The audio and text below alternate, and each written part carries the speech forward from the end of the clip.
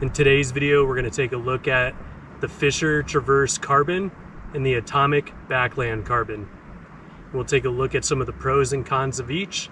Hopefully this will help you guys think about your boot choice to come.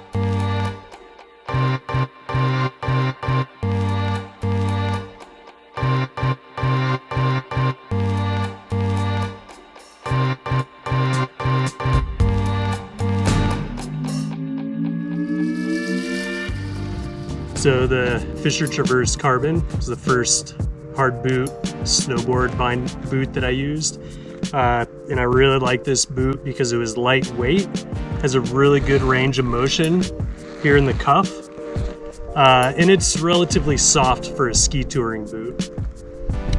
I had a couple pairs of these, but then I went over to the atomic Backland. The atomic Backland for a 27.5 was about 2,200 grams. The forward lean when it's in ride mode is 14 degrees, but you can go from 13, 14 to 17 degrees of forward lean. So that's really the nice thing about this boot is you can adjust the forward lean. And then the range of motion in walk mode was a little bit less than the Fischer Travers carbon, but still really nice at about 70 degrees. And again, the liner that came with the atomic Backland carbon I thought was really nice, and so I have yet to put an aftermarket liner in there. Since I did size up in this boot, I had a little bit of volume to fill, and all that I did to fill that volume was to raise my foot up from the bottom of the boot so that I could fill the instep here, and I just used the factory provided footbeds and liners, and then a cheap aftermarket liner that I had, like a Dr. Scholl's, to help lift my foot, and then it was perfect. For the Fischer Travers carbon, this is a super light boot, so as such the liner is super light as well. I never replaced the liner, I just used the stock one. Maybe I'm a little bit of a masochist, but you would most likely put a nicer liner in this boot because it's just a flimsy piece of junk, really. The range of motion is about 80 degrees. The forward lean, when it's in ride mode, I want to say is about 14 degrees. 14 degrees.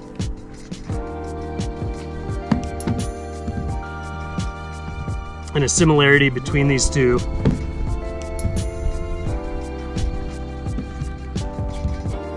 is that they both have BOA over the instep of the boot. So this is a nice feature for boots. It's a nice transition from snowboard boots to plastic boots. It doesn't ever get super tight over the top of my foot, but I'm okay with that. I don't need my boots to fit super tight like a climbing shoe. I would say the Fischer Travers carbon being outside of the boot here is easier to replace, but more likely to get damaged. Whereas on the atomic Backland, the BOA cable is inside the boot, so it's less likely to get damaged and a little bit trickier to replace. Fortunately, on both of these boots, and this being the second one of these I've had, I've never had to replace a BOA, so that hasn't been an issue so far. Both of these boots have the same kind of walk ride lever, where it's just a lever that flips down to ride and flips up to walk. So not much difference there. One of the main differences between the two boots is the locking lever around the cuff. On the Fischer Travers carbon, the booster strap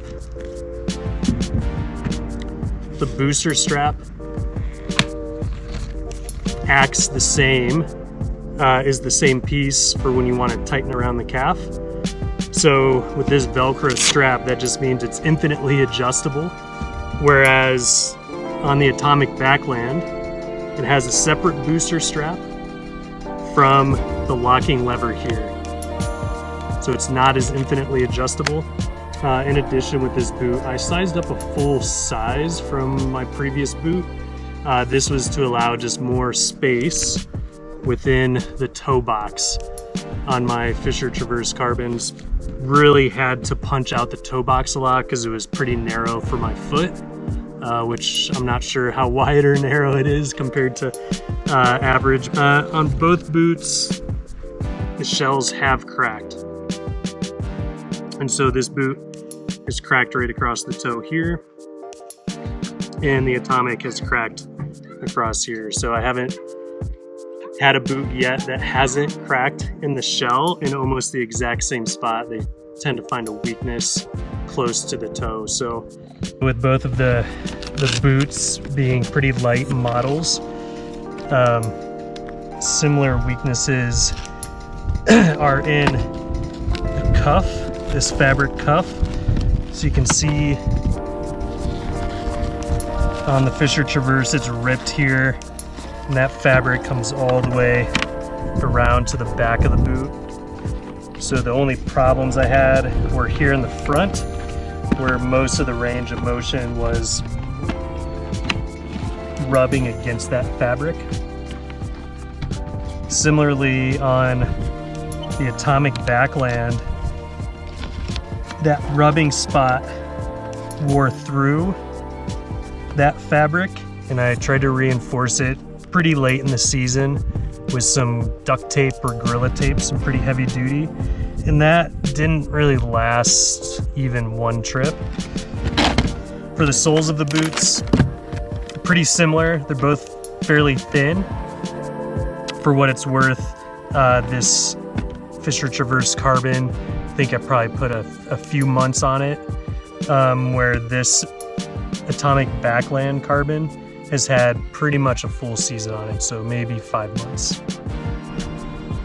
So between these two boots, I'm really sold on the Atomic Backland carbon boot. It's a little bit heavier, but it's more comfortable.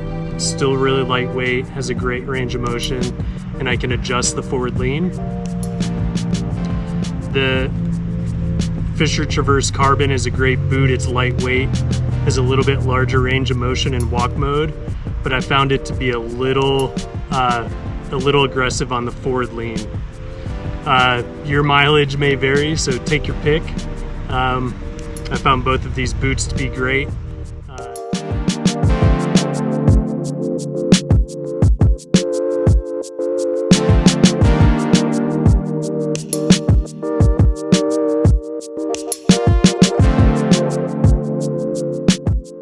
If this video has helped you, please like and subscribe. Thanks, everybody.